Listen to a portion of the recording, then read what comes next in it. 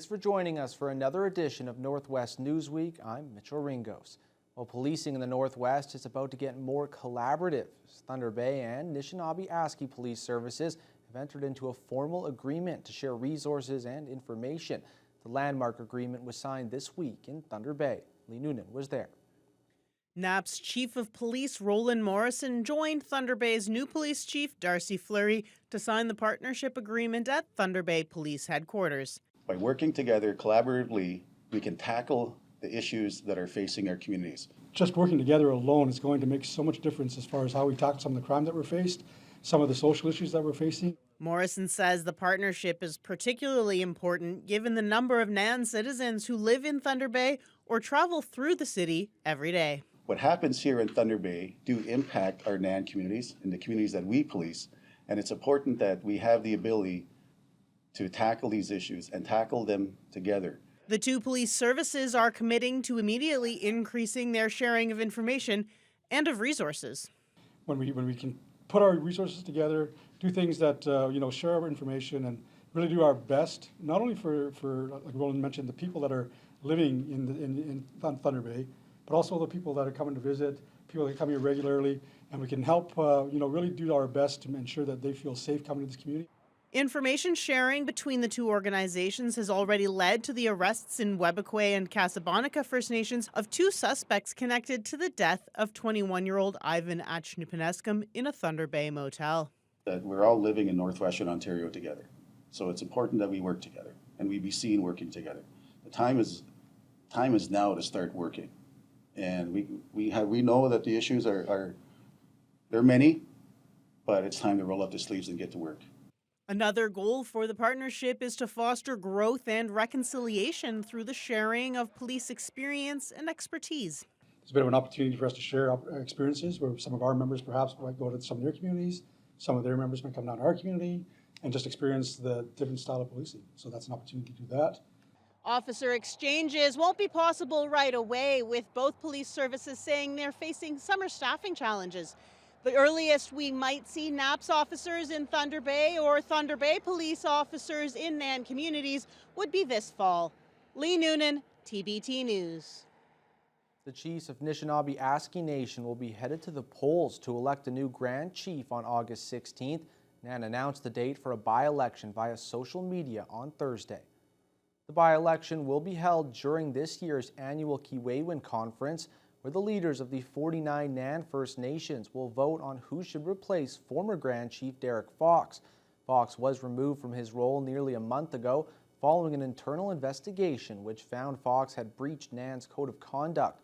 More details regarding the election should be available soon at nanelection.ca. Kenora OPP have now announced charges following an alleged confrontation with a weapon on Highway 658 on Tuesday. The incident happened near Jack Lake, and police shut down the highway for several hours while they contained the area. A 64-year-old man was arrested and is facing 2 counts of pointing a firearm, 2 counts of uttering threats, and careless use of a firearm. The Ministry of Natural Resources and Forestry has expanded its restricted fire zone and has now banned open fires in the entire province. There has been a total of 98 forest fires in the Northwest so far this year, compared to last year's slow season, which saw only 12 fires by this same date.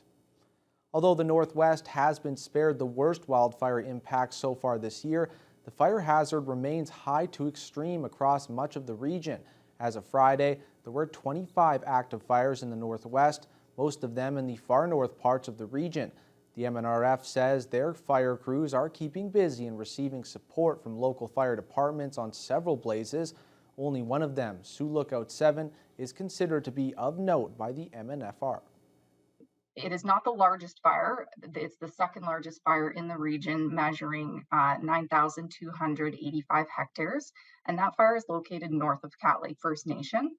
Right now, it's not under control. However, crews are continuing to solidify existing hose lines on the south end of the fire, and they're receiving helicopter bucketing operations. Although some rain on Friday and a slightly cooler weekend could bring some relief, Bezubiak notes the temperatures are expected to be back above seasonal earlier next week.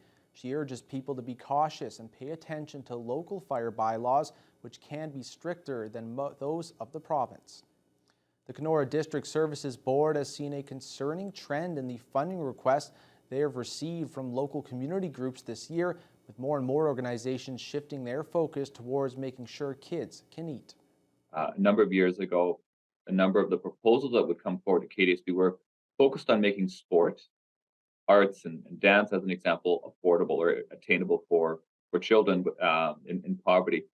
We have seen a shift in the last couple of years where it's now more focused on food security. The KDSB is dispersing more than $180,000 from their Child Poverty Reduction Fund this year. The money will go towards 13 programs across the district. More than half of those are focused on food and nutrition. CAO Henry Wall says the shift is a cause for concern. There's just some things that are non-negotiable, like paying rent, like having gas for a vehicle and so forth. What gives? Families don't enroll their children in sport. Families don't enroll their children in arts programs. Families don't enroll their children in whether it's dance or gymnastics and so forth. But also they decide what to eat and what not, and when to eat. And so I think families are having to make some really difficult decisions. Wall says they have long known that families on social assistance aren't able to make ends meet, and the cost of living is only rising. Although he is happy they are able to support some important programs, Wall says there needs to be more funding available. The OPP in Greenstone will be moving into a new building in about 2 years, as the existing detachment is too close to the open pit gold mine that is nearing completion there. The relocation could cost as much as $20 million. The Greenstone OPP detachment currently sits along the section of Highway 11 that is being rerouted to make way for the Greenstone gold mine. Next year, the mine will take over ownership of the existing station, which opened in 2008. The mine is in talks with the province to iron out a plan for the new building. Greenstone Gold General Manager Eric Lamontagne says the detachment must be moved to its new location by 2025.